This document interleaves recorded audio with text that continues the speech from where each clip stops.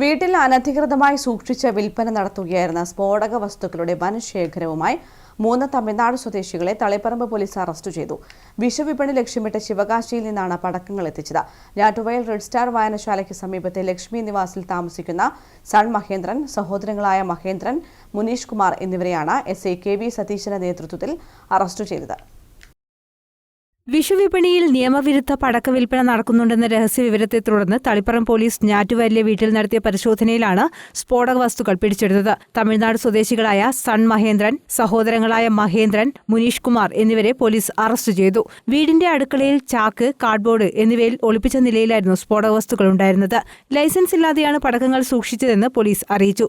1 ലക്ഷം രൂപയ്ക്ക് ശിവകാശിയിൽ നിന്നാണ് പടക്കങ്ങൾ വാങ്ങിയതെന്ന് പിടിയിലായവർ പോലീസിന് മൊഴി നൽകിയിട്ടുണ്ട്.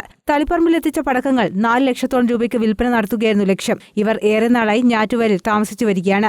ASIമാരായ ഷിജോ അഗസ്റ്റിൻ, അരുൺകുമാർ പൂക്കോട്ടി, സീനിയർ CPO വിജു മോഹൻ എന്നിവരും പരിശോധനയിൽ പങ്കെടുത്തു. News bureau, Taliparamba.